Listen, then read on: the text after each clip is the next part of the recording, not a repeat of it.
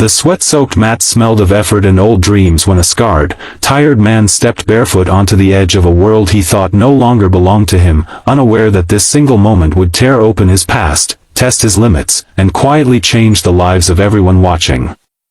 Years of silence, sacrifice, and unseen pain pressed down on his shoulders as he faced a billionaire black belt whose calm confidence hid a storm of power, and in that charged stillness, something far bigger than a sparring match was about to unfold. If you believe in kindness, second chances, and the quiet strength of ordinary people, take a moment to like, comment, share, and subscribe to Soul Speak Stories, because stories like this deserve to be felt, not just heard. The man's name was Daniel Reyes, a former infantry veteran and now a single father who worked nights cleaning office buildings and days raising a young son who believed his father was the strongest man in the world. Daniel had once lived a life defined by discipline, brotherhood, and survival, but war had a way of hollowing people out, leaving behind a version of themselves that no longer fit anywhere. After coming home, he lost his wife to illness, lost his military career to injuries that never healed properly, and lost most of his friends to distance and time. What he had left was responsibility, grief he never spoke about, and a promise to his son that life would still be safe. Brazilian Jiu-Jitsu had once been his refuge. Before deployment, before loss, before the world became heavier, the mats were where Daniel learned control instead of chaos, patience instead of rage. But years passed without training. Bills replaced gym fees. School lunches replaced protein shakes. His body aged faster than his spirit, and the idea of stepping back onto the mat felt like reopening a wound he had carefully stitched shut. Still, on one rare free weekend, he brought his son to a local charity open mat event, mostly to watch, mostly to remember who he used to be. The event was packed. Cameras rolled. Influencers whispered. At the center of it all was Marcus Hale, a tech billionaire known almost as much for his elite black belt skills as for his wealth. Marcus had built companies, charities, and a reputation for challenging unknown fighters during public events, not to humiliate them, but to test character. He believed struggle revealed truth. When his eyes landed on Daniel standing quietly at the edge of the mat, posture disciplined but worn, something caught his attention. Not arrogance. Not fear. Something heavier. Something earned. The request came simply, without spectacle. A billionaire black belt asking a quiet, aging man to spar.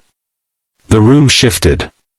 People expected entertainment, dominance, maybe even humiliation. Daniel hesitated, not because he feared losing, but because he feared being reminded of everything he had buried. His son looked up at him with wide eyes, unaware of the storm inside his father's chest. Daniel stepped forward anyway, because some promises are made without words, and some lessons are taught through courage alone. The match began slowly, cautiously, like two men speaking a language older than words. Marcus moved with the smooth confidence of someone who trained daily, his technique sharp, efficient, almost effortless. Daniel moved differently. His movements were economical, shaped by years of combat training and survival instincts rather than competition polish. Every grip told a story of restraint. Every escape spoke of someone who had learned not to panic when pressure closed in. As minutes passed, the tone changed.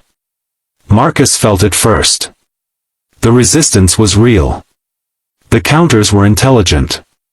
This was not a broken man clinging to the past. This was a warrior who had learned endurance the hard way. Daniel's lungs burned. His joints screamed. But beneath the pain was something familiar, something grounding. For the first time in years, his mind was quiet. No memories. No fear. Just presence. Spectators leaned in. The expected outcome dissolved. Marcus pushed harder, not out of ego, but curiosity. Daniel responded with calm defiance, surviving positions that would overwhelm most hobbyists. When Marcus finally secured a dominant position, ready to finish, Daniel did something unexpected. He didn't tap in desperation. He didn't resist recklessly. He waited, conserved energy, and escaped with a patience that stunned even seasoned practitioners watching from the sidelines. By the time the spar ended, there was no clear winner. Only silence. Marcus stood and offered his hand, not as a gesture for the cameras, but as recognition. The room erupted, not because of flashy techniques, but because everyone felt they had witnessed something rare. Respect earned, not bought. After the mat was cleared and the crowd thinned, Marcus sat with Daniel, learning fragments of his story. A veteran. A widower. A janitor. A father.